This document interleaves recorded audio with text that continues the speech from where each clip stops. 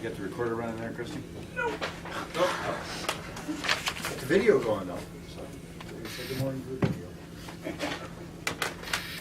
I pledge allegiance to the flag of the United States of America and to the republic for which it stands, one nation, under God, indivisible, with liberty and justice for all. I think I'm going to ask for a recount in Geauga County for the election, just for the fun of it. Just counts. Yeah. Oh, I am. Yes. Let's see. Okay, so there were financials that had to be done the afternoon of the 22nd, after we had a regular meeting that day. There were a couple financials that had to be processed. One that affected processing of payroll, so that was kind of important. So I approved the transfer of money to fund the Medicare account in the general fund. And then the second financial was put on there, since we were doing the Medicare one, was an encumbrance for the building department to purchase 4 iPads for their ongoing upgrade of their permitting system working in the field. So that was the financials. And then on November 23rd, I approved, or I signed off on the board not requiring a hearing for the Dollar General liquor permit for the new facility in Thompson.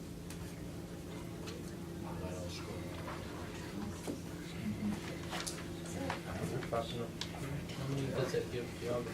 3?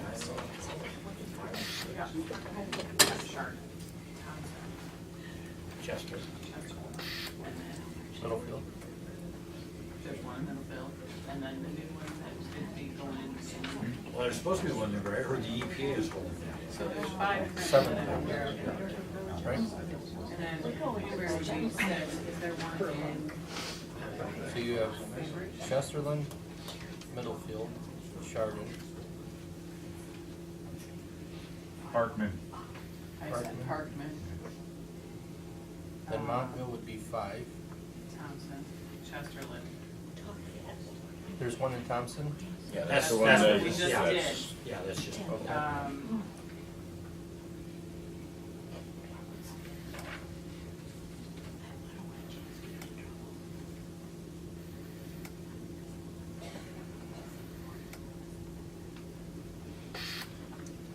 And every one of them has liquor permit? I think so, but they had, I think they, I'm actually surprised that they did these already, because I don't even know if Thompson's opened that. Oh. Chardon, Middlefield, they came up with West Farmington. Chesterland, Menor, Willoughby, Manaway, Painesville, Willoughby, Williamsburg, actually, Geauga, it would be everything under the sun. So at least 5 or 6. Wow. Yeah, yeah. The other ones must not be open yet. Okay. Ken. Okay, financials for the week. We have appropriation transfer requests for Board of Elections and JFS to move funds to the hospitalization accounts for year end. Appropriation transfer from the general fund contingency account to return appropriation to the sheriff office for salaries expended and reimbursed and deposited into the general fund. Supplemental appropriation request for the treasurer's delinquent tax fund, and a supplemental appropriation request for water resources year-end debt payment. We have a travel encumbrance for clerk of courts, a purchase order for Accelerated Technology Laboratories for $39,830 for water resources for lab information management system. Under the vouchers, we have a payment of $44,079 to Integrity Appraisal Services for 2017 appraisal for the auditor's office. We have 2 payments to the Geauga County Airport Authority, $223,694.66 and $62,310.80 for the FAA and local match on the grants. Of that total, $28,601.26 is the local match. $257,404.90 is the FAA dollars that come in here, and then we repay them everything out of one chunk. There's a payment of $14,168.84 to Logos Communications for port technology for computer equipment, and a payment of $25,044.91 to Roniak Paving for engineer for road resurfacing. We do have 3 revenue certifications, 2 for water resources, 1 for their water sewer debt retirement fund, 1 for their Thompson wastewater project fund, and 1 for the Commissioner's Office for general fund sales tax receipts. So, as far as for the supplemental appropriation for the treasurer's delinquent tax fund, how much was that? It was $10,000. And what do they do with that? That is last week we did 10,000 for their regular general fund for the printing of the invoices for year end. That is probably to help get ready for the delinquent taxes at year end. It's a similar type of situation for them. So they're doing all the printing and mailing of all of the invoices for taxes, and then they'll have all the delinquent notices to go out as well. And then for the airport, just clear this up. So I get the match and everything, but Yeah. the 223, then where did we end up finishing up with the projects that they were gonna, Well, they just did what the FAA approved. what they approved? Yeah, Okay. that's all So this that is. was it. That's it. Correct. Mhm. Okay. Yeah, these are actually been ongoing projects since Right. 15, so we're Okay. just finishing them up. So we received the money in. From the FAA. From the FAA. And then we repay them, including the local match in one check. And how does that work as far as the contractors? Are they on standby until the FAA sends the money, or do we? I think all the work has been completed. No, but I mean, as far as payment to the contractors, are they waiting for the FAA to send us the money, or do they get paid? No, they can't be paid until we get the money wired into us from the FAA, and then we turn around and cut the checks. And then the airport will then pay the contractors. Right. Okay. Yeah, they're betting on the count, which is hard on the contractors. They're gonna Right. pay They their don't guys, do they it all at can't. once. They don't do it all at once. They do it in like reimbursement. Right, yeah, phases. there's been several different phases on each one of these. Okay. I don't know that you answered at least the question I thought I heard relative to the tax dollars. So the question was, what happens to those? And it's, when we get delinquent taxes back in, those delinquent tax, the real estate taxes don't go into the real estate fund, as I understand it. They go to other activities. So they're not being used for delinquent tax purposes. So. Well, no, I mean, if delinquent taxes are being collected, it's the normal distribution. If someone hasn't paid on their property tax and they remit a check, it gets spread out per the distribution where that house is. So again, the majority is gonna go to the school district, because that's the majority of the property tax. If it's a township, the township will get theirs, and the county will get their portion, which is split. It's my understanding, I don't want to get us sideways on this, but it's my understanding that those delinquent taxes, it's not like normal real estate taxes, which the distribution is what you just said. When you get delinquent taxes back in, and maybe I'm wrong here, those go to different purposes. And so there's a rub on that. And so I'll look into that. Yeah, I don't know, But I you think could be right, I've never I heard think that. I've heard that in the past, I don't know where I came up with it. I mean, there may be some deduction, it may not be the full distribution as if they paid it on time, but I always assumed it was pretty much. Yeah, I don't know where I heard that, or, I mean, there was some discussion and I was involved in at some point in time, because some folks were upset because delinquent taxes didn't get distributed like you were talking. Huh. So, anyway, we don't need to decide what's on that, so. Any other questions? If not, Commissioner's Office is requesting the board approve and execute resolution number 16-158, itemizing the financials for the meeting of November 29th, 2016. Make that Second. motion. Commissioner Rea? Aye. Commissioner Spillier? Aye. Commissioner Claypool? Thank you. Thank you. Hi, Jessica, how are you? I'm good. How are you? Fine, thanks. The first two items I have today are regarding our elderly nutrition bid. We went out to do our bid for a 2-year contract as our contract with Page Catering is coming to a close at the end of the year. We did receive 2 interested different companies in bidding on the project. One is the nutrition group, and the other one is Page Catering. Both companies visited our different senior centers, talked with the staff about our operations, and received the bid materials. However, only one company completed the bid correctly and followed all of the instructions, and that was Page Catering. When you look at number 4 and 5, you will see a large price difference. It will look like the nutrition group is substantially less than Page Catering. But what I have to say about the nutrition group's bid is it is not encompassing of everything we asked for. So it did not include our emergency meals. It is missing some of the items that we requested in the bid. So that reflects why the number looks less, because they didn't take into account all of the items we were requesting.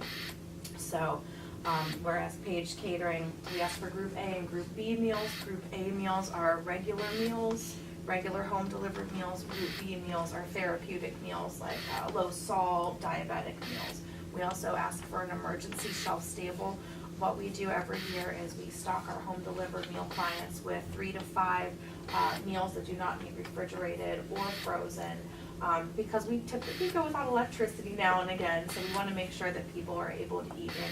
That was not included in the nutrition group's bid. So I just didn't want you to be too taken aback by the price difference. The nutrition group didn't bid on everything that we asked for and complete the proper process. So, with the nutrition group, are we going back to me, and do we even want to consider them since they didn't complete things, so we're not going, we're taking that one off the agenda then? Yeah, I would like to reject their bid, Okay. and I'd like to move forward with the Page Catering bid. We have used those, we have used Page for the last 2 years, and they have been very, very well received. Their food has been actually good, much better than what we had before, and no problems at all. Very responsive, management team, great to work with. As well. Good.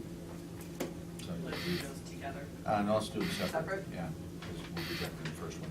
The Department on Aging is requesting the board reject the bid from Nutrition Group in the amount of $690,089.40 for the elderly nutrition program preparation and delivery of catered meals according to federal guidelines, as they are the lowest bid but did not submit a completed bid or complied with and followed with bid specification requirements. I'll make that motion. Second? Commissioner Rea? Aye. Commissioner Aye. Spillier? Commissioner Claypool? Aye. The Department on Aging is requesting the board award the bid to Page Food Services for the elderly nutrition program preparation and delivery of catered meals according to federal guidelines for the period January 1st, 2017 through December 31st, 2018, in the amount of $4.22 through $4.58 per meal for Group A and $5.50 per meal for Group B, for a total contract amount of $760,964, as they represented the lowest and best bid. These meal groups include home delivered and congregate meal programs, emergency shelf stable, box lunches, and renal and diabetic therapeutic weekday and weekend meals. I'll make that motion. Second? Commissioner Rea? Aye. Commissioner Spillier? Aye. Commissioner Claypool? Okay, the next item on the contract is regarding our Assistance with Daily Living program. That's one of our larger programs that we have where we work with different contracting agencies to go into very frail homebound individuals' houses to help them with the bathing assistance, personal care assistance, so that they can remain independent in their homes. I've had to have a couple conversations with one agency because they've been providing services outside the scope of our contract. Examples include watch TV, talked with people, and I've met with them multiple times because our contract is very specific in there. You're to bathe someone, you're to help them groom, you're to do sanitizing, you're not to be providing companionship. I've met with them once and thought we were clear. However, their behavior is continuing. It's creating a lot of issues with billing because we are not going to pay for things that are not in our contract. But the agency is just not very receptive to following the rules. So our contract was supposed to terminate with all of our agencies August 14th. However, we would like to stop working with Family Tree Home Care effective December 31st and reallocate their clients to the other contractors who have been providing within the scope of the contract, whom we have had no issues with for the remainder. So let me ask you a question. Yeah. So what do we have in place though for some, some of these elderly that really don't get a chance to see anybody during the day? Like, and they're kind of home, at home by themselves. Do we have something in place? Well, we do have our home delivered meal program, and that is for a homebound individual. And that's not just a meal, but you also get someone to check in on the person. And I'll tell you, that precipitates a lot of phone calls back to our agency where they say, hey, this person has changed from this week to this week. They might be very sick, and oftentimes we'll end up going to the house, or we'll call some services in to get them some help. We can also link some with the Sheriff's Department. They have the Are You OK program.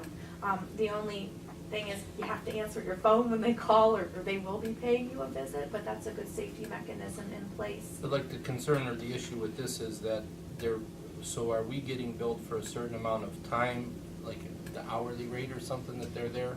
We get billed $21 an hour, and that is supposed to encompass providing personal care or homemaking services such as meal preparation or going grocery shopping for someone. There are specific guidelines, but just simply paying $21 an hour to watch television with someone is something that we're not doing.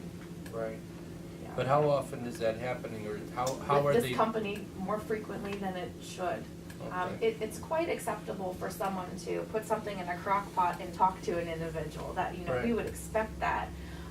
But to not provide any services except for watching TV or playing checkers, that, that is just something that I'm not comfortable using taxpayer money for. So let me ask you something, Sure. at 21 an hour, and I guess this is conversation for some other time, but, Sure. but just to kind of bring it up, is, at $21 an hour, we would probably pay, just on our pay scale, we would probably pay less for that service in-house.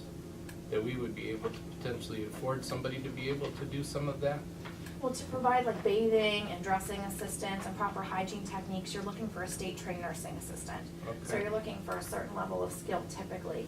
And then above and beyond liability insurance, they need to be supervised by an RN or an Okay. LPN. So there's kind of different criteria with a homemaking program.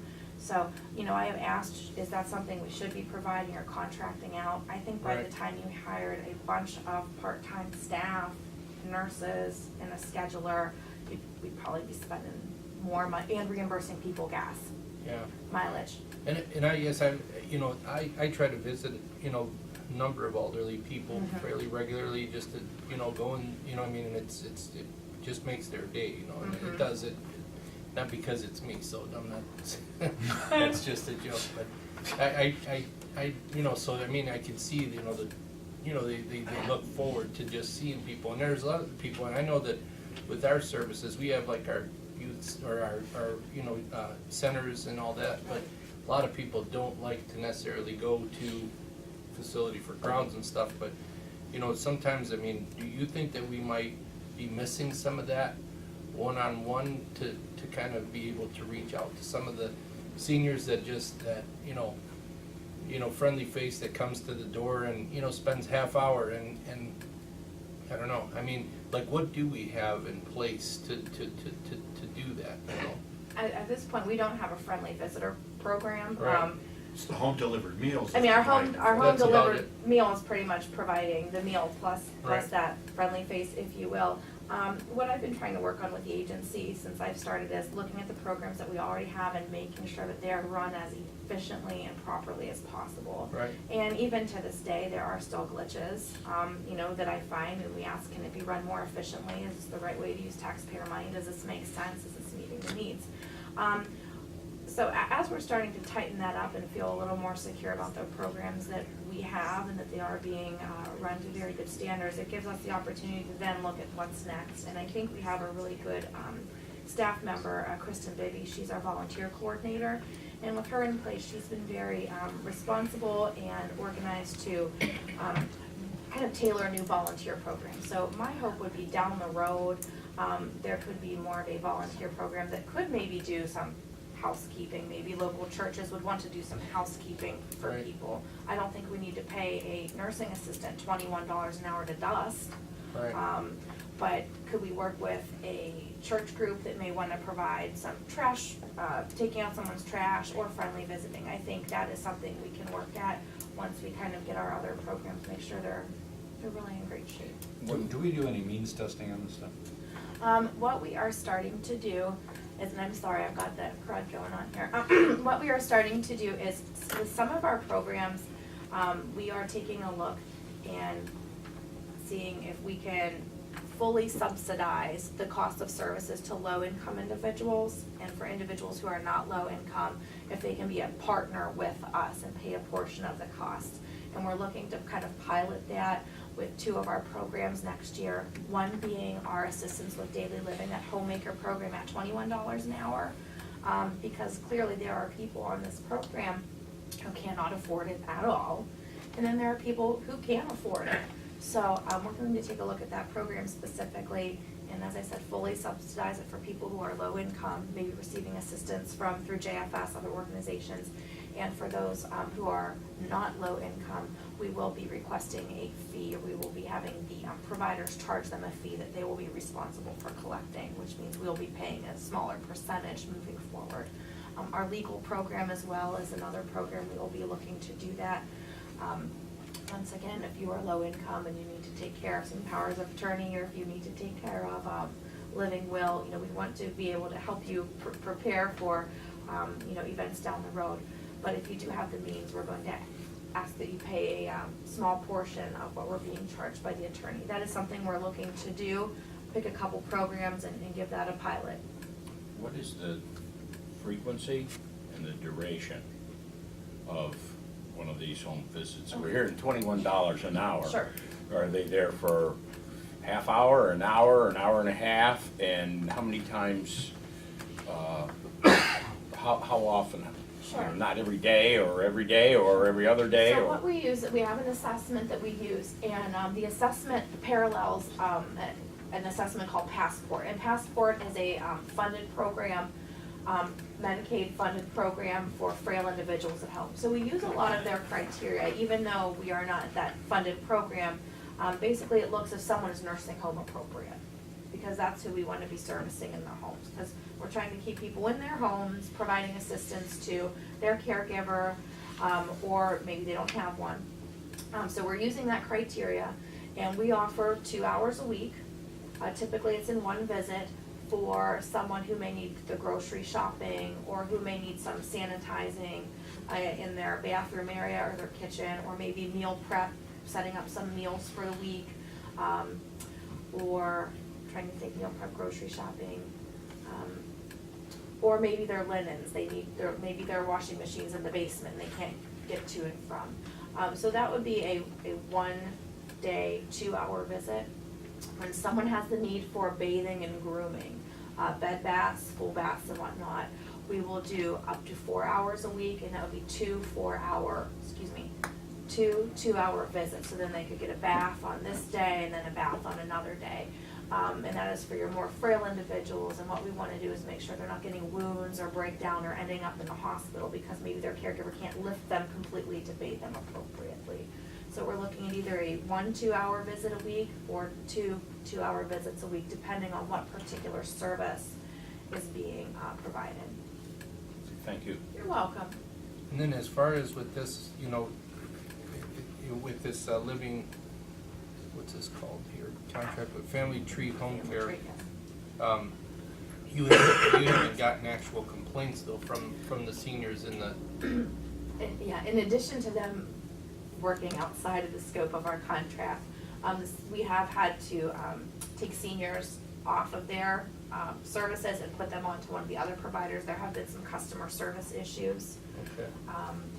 Primarily with the individual who I met with, and I can also attest that her customer service toward me was not that wonderful when discussing the different concerns that we have had with them providing services outside the scope of our contract. Did you do, I'm sorry for taking this on, it's an interesting conversation. We really need to take offline a little bit, but, the question that Ralph asked earlier was, contract versus us doing it in-house kind of a thing. We have more control over quality and the types of people we hire and so on and so forth than we do it internally. Because you get contract, I don't know what our mechanisms are for quality control. We do surveys. We do an annual survey regarding our providers to make sure we look at their documentation, we look at the services they provided, we look at the timeliness of their schedules, we look at their billing, and we also contact our the care recipients about the customer service. If they have a complaint, how's it followed up with the agency? So we do a survey, and we do. Most of the elderly that I know, my mom included, I get regular calls from her for me to fix her computer. And I think sometimes she just wants me to come visit. So, but they don't tend, that generation tends not to complain. And so you might have somebody. Skip, you should come answer the phones in my office for a while. I would have to disagree. I respect respectfully disagree. I'm laughing at the look on your face. I was thinking that you might have somebody, well, some people in that population. Yeah. And so you might have people in there who are not doing what they're supposed to be doing, or, they love to have somebody watch TV with them, but the taxpayers shouldn't be paying for somebody to watch TV with them. I completely agree to that. The point being is, if you did, spot audits periodically or something like that, you would be more confident that they're doing per the contract. If you wanna write a different contract, fine, but per the contract, they're doing what they're supposed to be doing and so forth. If they were our employees versus a contracted group, unless you've got a mechanism in place to do ongoing quality control, like spot checks periodically or whatever the case happens to be. So I didn't know if we're doing any of that field audit kind of stuff, or if you. There, our social workers do go out into the field and do check-in with the clients. And actually, our social workers do a face-to-face assessment with the clients themselves every 6 months now, to make sure they're still qualifying for the program, to look at their home environment to see if there's anything we can do, like put grab bars in the shower to make it more safe for them. So we are doing face-to-face visits every 6 months from our agency, but the actual bathing and dressing is being done by an agency that has all the proper credentials in line. Fascinating conversation, so. Any more questions? The Department on Aging is requesting the board terminate the contract with Family Tree Home Care Services LLC from the Home Care Services Assistance with Daily Living Program for Geauga residents age 16 over to be effective December 31st, 2016 due to non-compliance with the contract provision. I'll make the motion. Second. Commissioner Rea? Aye. Commissioner Aye. Spillier? Commissioner Claypool? Thank you, Jessica. Have a great day. Bye-bye. There's complainers in every population. But relatively speaking, on a Yeah, per capita basis. You wouldn't want to be aging director in 40 years? No. True. Morning, Karen. Morning. I saw you raising your hand back there. Well, I can provide that service for Uh-huh. $44.40 a day, so, yeah, I'm not too expensive. Okay, Let me jot this down. Karen wants. All right, going on. this is to hire somebody to replace, remember I lost 2 people last week, so this is to replace one of them. Very, very good, very experienced, tons of experience, but she just only wants to work part-time, full-time. And I think David knows her. I think I do. Yeah. Nice lady. Okay. The county home is requesting the board approve hiring Susan Ryder to the position of part-time senior in 1504-1 at the rate of $11.24 per hour with a 1-year probationary period, which offer of employment is contingent upon the successful completion of the required pre-employment conditions and will then be effective December 5th, 2016. So moved. Second. Commissioner Rea? Aye. Aye. Commissioner Claypool? Thank you. Thank you. Back next week, I got another week. Morning. Morning. Aye, Nick, all right. There's a correction on 8. Item number 8 is to approve the final change order for the asphalt resurfacing of Aquila Road and Burton Clarendon Townships. It's an increase in the contract amount on your agenda. It says $8,991.77. My error, it should be $9,288.77. Just a bad math on my part, or a copy and paste. So the increase in the project is due. We did some additional repairs. Once we milled off the surface, we did more pavement repairs at the base than what was anticipated, plus or minus, the incidentals for, the amount of this we use, the amount of surface we use. So all in all, it's a good number. The project came out really well. So this is also the project that we did get that increase on the OPWC money up to our full $275. The county engineer's office is requesting the board approve and execute change order number 1, final increasing the contract with Ryan Paving Incorporated for the asphalt resurfacing of Aquila Road CH5S Section C and Burton and Clarendon Townships in the amount of $9,288.77. Make the motion. Second. Commissioner Rea? Aye. Commissioner Aye. Spillier? Aye. Thank you. Thank you. Bye-bye. Morning. Morning, sir. How y'all? Good, good. Brian Smith will be retiring, 21 years with the county. So right now, he works down at the jail. Alan Smith, more.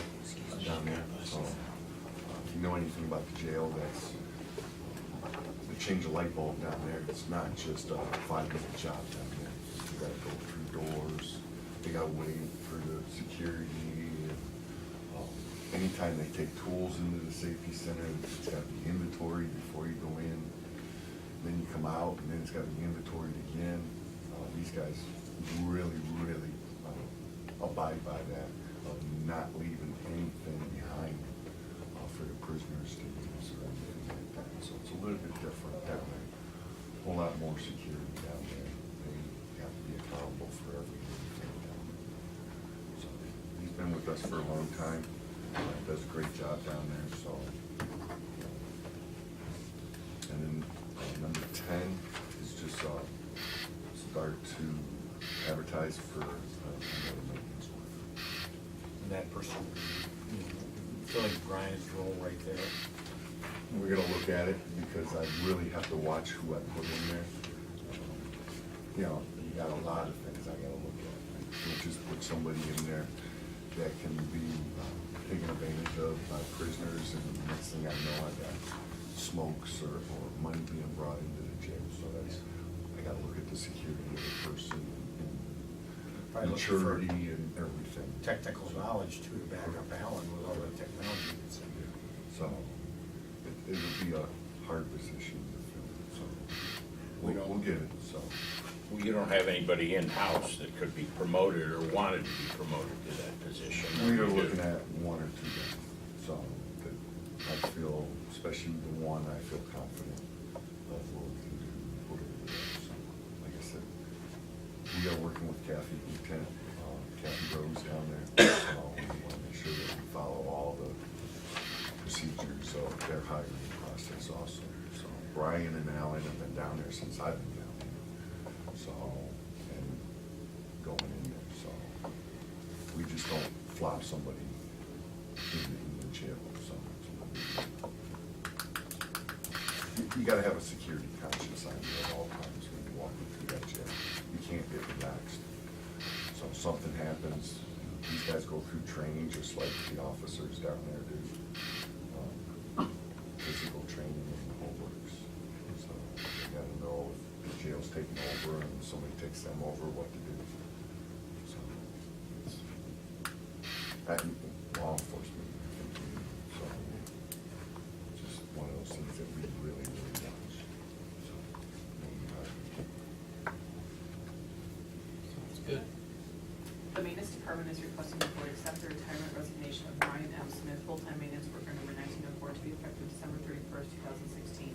The maintenance department is requesting the board grant permission to advertise for the position of full-time maintenance worker number 1904. The position will remain posted until filled. I'll make those motions. Second. Commissioner Rea? Aye. Commissioner Spillier? Aye. Commissioner Claypool? y'all have a good day. Thank you. You too.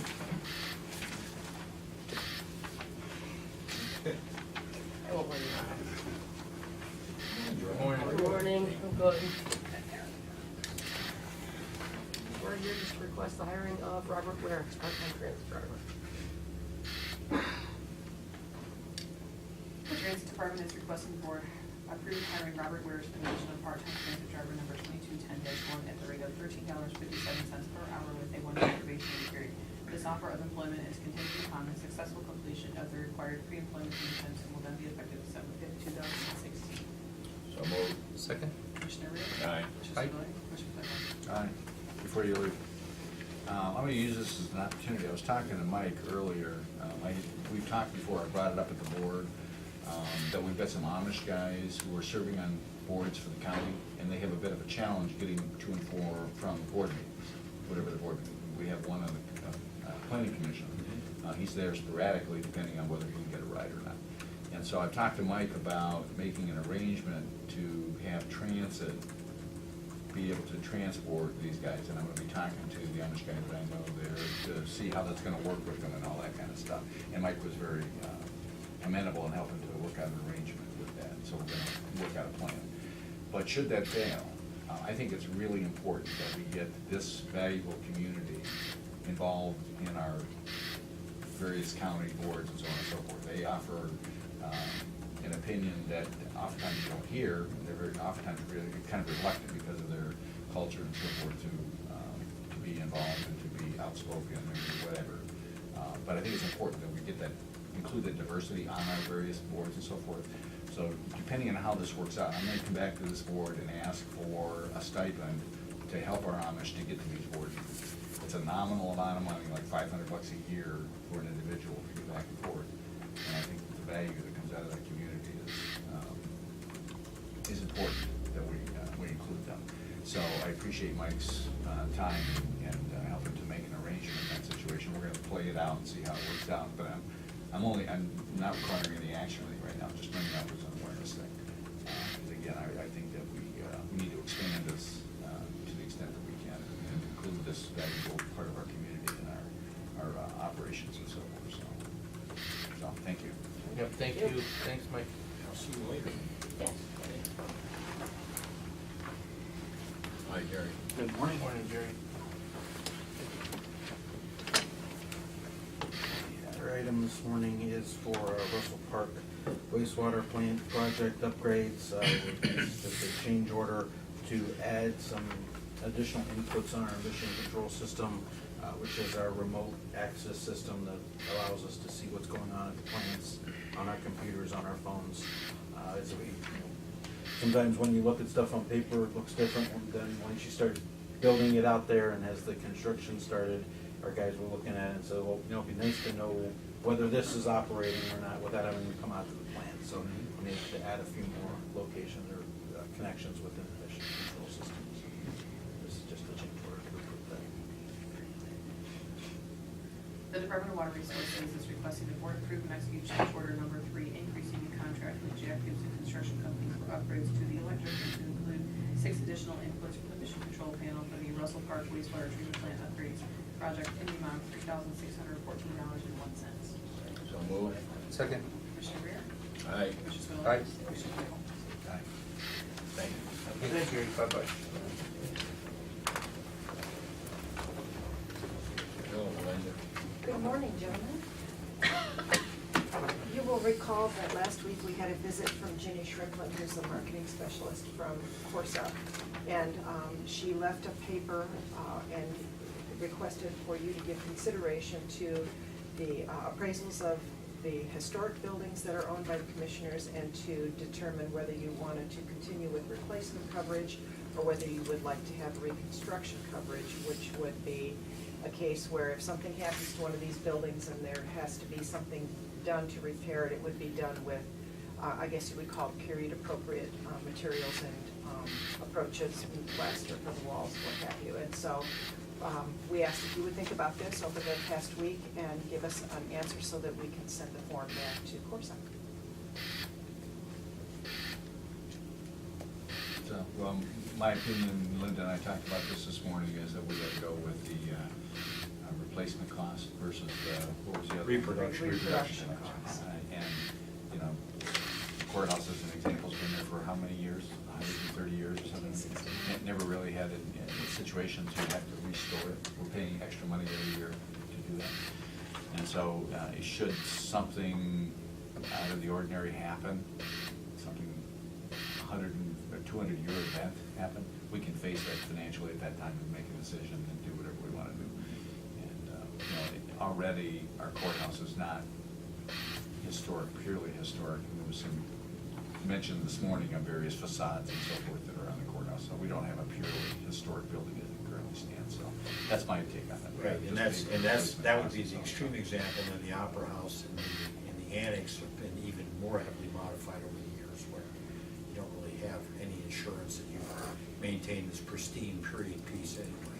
If we really wanted to go historic, we'd require horses in downtown and take all the gas oil heaters out and put back in fire heaters and no computers in the buildings. Get rid of those LED lights and put in Take gas the lights. LED lights out. So I mean, there's always a balance in these I kinds of haven't had things. it. And so, although I love to see horses back downtown again, because that was so much fun during the period of time cleaning. That'll solve the problem with the Amish transportation if you have the horse. There you go. There you go. So anyway, that's my take on that. Just don't step in the exhaust. Does Mike create that, the new Pony Express? I think they want, You can dig up a wagon, I'm sure.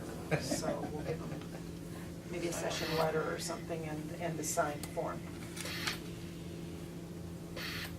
So you didn't really give them a motion. I didn't have really an Yeah. answer as to where they were going, I'm so. gonna skip on that, as far as I feel the same way.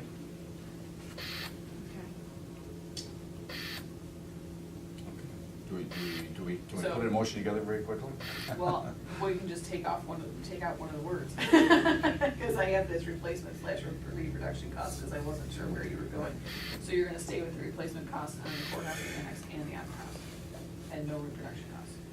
So the Commissioner's Office is requesting the Board approve and execute the course of property evaluation selection in regards to the replacement costs associated with the courthouse annex and opera house. So move. Second? Commissioner Rea? Aye. Commissioner Aye. Aye. And then I will just have you guys put somehow mark it and just say for replacement costs. Thank you. I'll just do it for. That's fine, I wasn't sure where, there's two forms, so we can have one and make it. So, We're having a lot of fun with that whole historic reimbursement. Got a beautiful courthouse, and it looks very historic looking and all that kind of stuff. It's all of a sudden.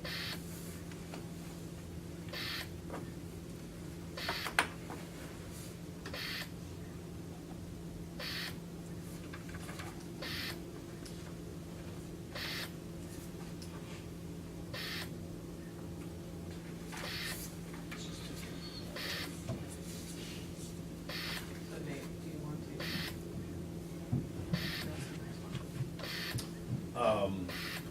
Item number 14 is a resolution that this office has drafted honoring Judge David L. Fury, whose term will be ending at the end of December. So we'll put together a resolution for the board's consideration. The Commissioner's Office is requesting the Board approve and execute resolution number 16-159 honoring Common Pleas Court Judge David L. Fury for his dedication and commitment to the residents of Geauga County. I'll make the motion. Second? Commissioner Rea? Aye. Commissioner Aye. Spillier? Commissioner Claypool? Aye, and I'll go ahead and read the resolution. I think, you know, for somebody of Judge Fury's stature and, you know, he's been a institution here for as long as I can remember, from a judge standpoint. So, I'll go ahead and read the resolution, and hopefully we'll get a chance to talk to him individually and honor him. So, resolution honoring Common Pleas Court Judge David Fury for his dedication and commitment to the residents of Geauga County. Whereas David Fury grew up with his 5 brothers and sisters in South Russell Village, graduating from Chagrin Falls High School. He earned a BA from Kent State University in 1974, where he worked his way through college as a farmhand in various farms in Arvin and Bainbridge townships, and a Juris Doctorate from the Ohio State University College of Law in 1977. And whereas David Fury married his wife, Mary Lou, in 1980, and they moved to Parkin Township, where they raised their family of 4, Louise Ann, David Stephen, and Martin. And whereas David Fury served as an assistant professor of business law at Kent State University from 1978 to 1995, and practiced as an attorney in the law office of David Fury in Burton Village beginning in 1981. And whereas David Fury was appointed magistrate for the Chardon Municipal Court in 1985, as well as serving as Parkman Township trustee, where he was elected to serve beginning in 1986. And whereas David Fury gave up those roles when he was elected Common Pleas Court Judge for Geauga County in 2004, serving with distinction in this position for 12 years, always maintaining his credo of firm, fair, fury. What a nice thing. And now therefore be resolved that the Geauga County Board of Commissioners wishes to honor and thank David Fury for his dedication and commitment to the residents of Geauga County during the time he served as a Geauga County Common Pleas Court Judge. We further resolve that this resolution become part of the permanent record of the Board of County Commissioners of Geauga County, Ohio.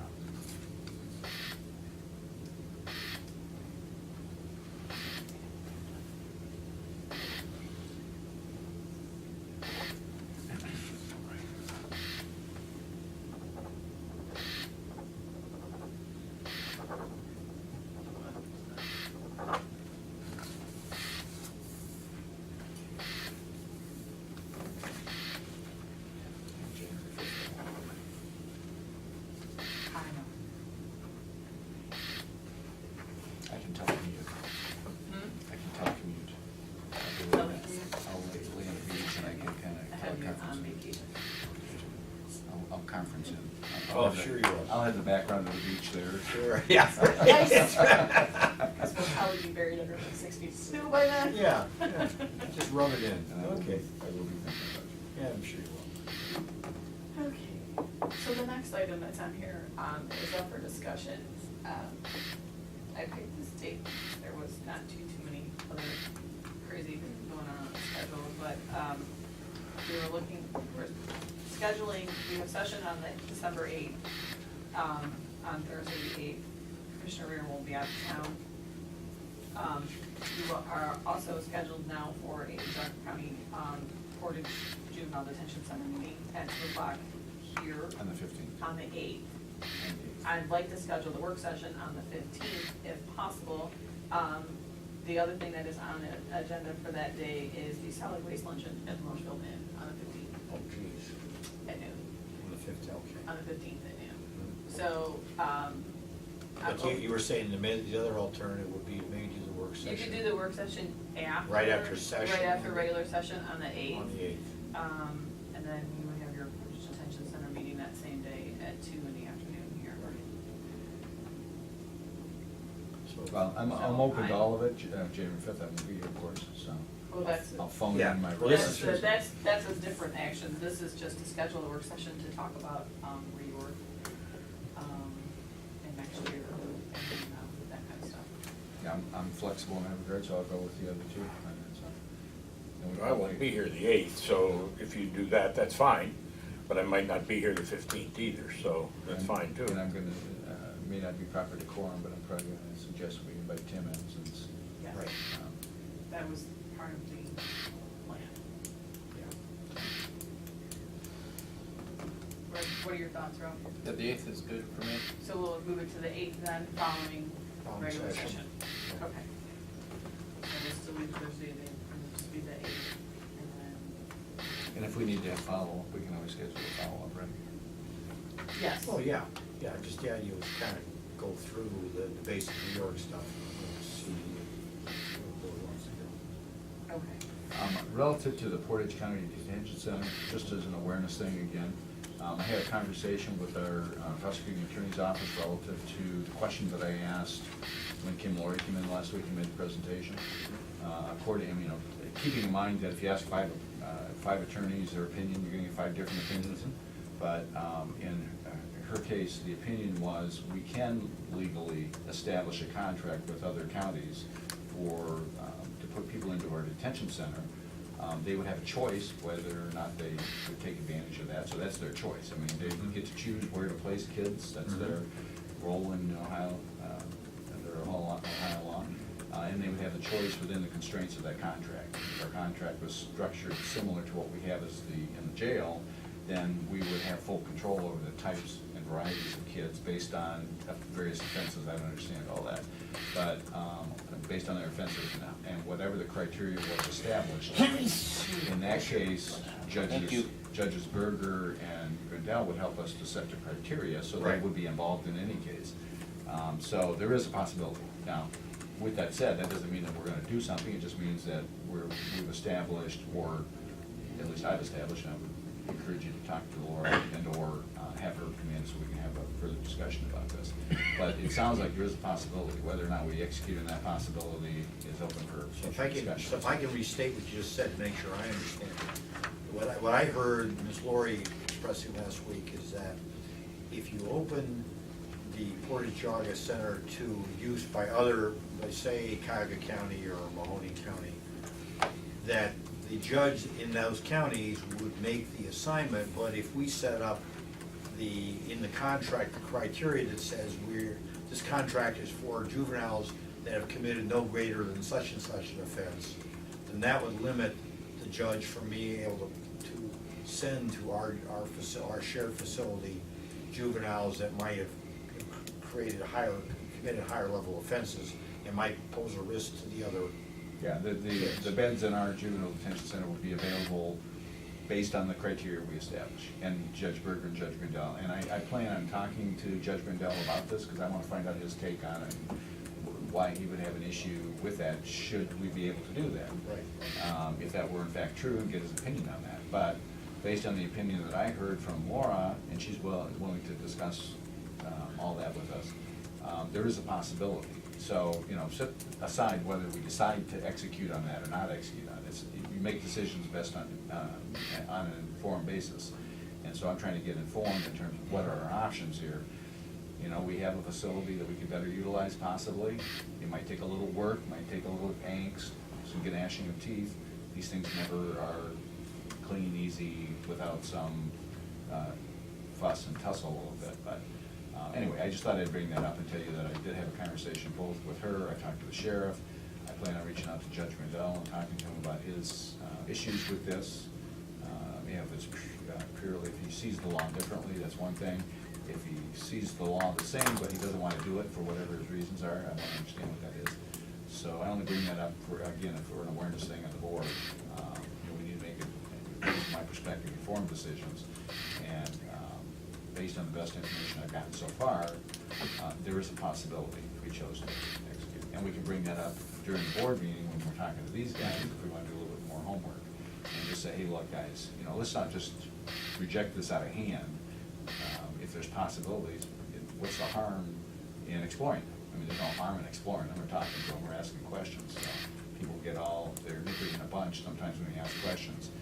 And I think that, if I could just have 2 seconds, my position on it is this, is that we've got, we're one board, or one board of commissioners with, that have to deal with Portage commissioners, and I think that they've stated their position pretty much clear as whatever the judges told them to do is what they're gonna do as far as, you know, to have an open mind of options. I think that they stated it in their letter pretty clear, that they're, I think that not only is it an issue that we would be trying to convince, you know, the judges or the board of the juvenile detention facility, and it just, I think that, you know, after last weekend, pretty much it was a, you know, this is what direction that we're going to push and direction we're gonna go, and I think that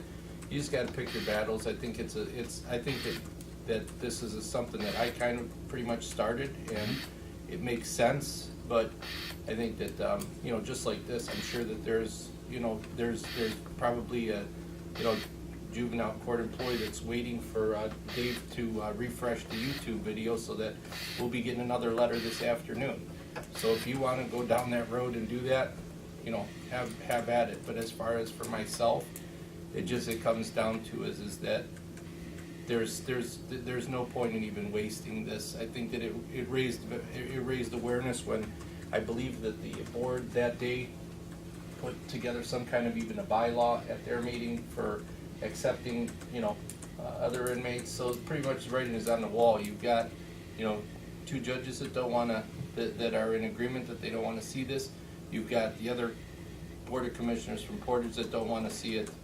And, you know, sometimes what makes sense isn't always the route to go. And unfortunately, so it just, financially, it would make a good decision, and maybe there's some points that they brought up. I'm not 100% convinced, but I don't really feel like I wanna fight this battle anymore. well, and to that comment, I don't know that I'm not wanting to fight this. I think there's some misinformation a little bit. On the Portage County side, I think they haven't wanted to go out and do a little homework on this, and if it's a little bit of work for the taxpayers, I mean, the taxpayers are floating the boat here. And so respecting the taxpayers in this situation, and given the amount of money we're talking about, it's worth a little bit of work, maybe a little bit of working at it, because these things are never easy. There is nothing we can do when the system doesn't want to change. It's been wired in a certain way. Sometimes, you know, you do need to pick a battle. And not that I want to pick a battle in this situation, I don't. But I want to at least make a good decision based on good information. And then, okay, so if the judges decide, we don't want to do this, yeah, we can, but we don't want to, okay, well then, you know, that'll be what it is. But, you know, if we raise this up and get good information on the table, and we make the best decision we can, we've done our job. and let everybody else Well, I think then- we've done that. And so let everybody else, you know, I think live we've with done their- that. I think that the road we're going down now is an administrative process of what legally we can and can't do. I think from the beginning, we've been under the feeling that this would make sense and it was something that we could possibly do, but we're just getting too much push on both sides, and, you know, something it's a situation that unfortunately, we are in I guess I could say it's unfortunate and it's fortunate. The fortunate part is we live in a county that does not have a surge of juvenile delinquency that is putting us in a position of a lot of housing. So that's fortunate. Unfortunately, what we're paying for the housing, because we are required by law to have it, is at a max premium. So that's just the way that it goes, and I just think that we're spinning our wheels. Okay. So, Well, I'm gonna spend a little bit of my time and, just to see what more I can learn and, you know, if it would be, if there's a little spark of hope in there. If there's not, then I'm gonna let it go. I'm not gonna certainly in the wind and force anything. I don't want any battles over it. I don't want any fights over it. right, I mean, it's not even a matter of battles, it's just, to be quite honest with you, I get tired of reading letters. Mhm. So that's, I guess, I'm not trying to say that to be comical, I'm just giving you maybe it's a little sarcasm in it, but it is what it is. Okay, good. So the Commissioner's Office is requesting the board schedule a work session on Thursday, December 8th, 2016, following the regular meeting. You want to do the next three together? The Commissioner's Office is requesting the board schedule a regular session on Thursday, January 5th, 2017. The Commissioner's Office is requesting the board schedule a regular session on Monday, January 9th, 2017, that will include their annual reorganization meeting. I'll make those motions. Second. Commissioner Rea? Aye. Commissioner Spillier? Aye. Commissioner Claypool?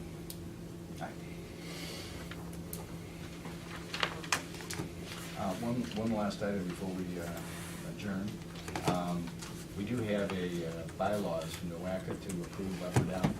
The board meeting is coming up the 9th. I don't know whether, I asked Dave yesterday if there was some sort of default option here that would create a problem for us. Yeah, and I have not had time to research. My last review of that is I thought this fell in the category that all 5 counties, and Christine, all 5 counties have to ratify this type of change, or it goes down.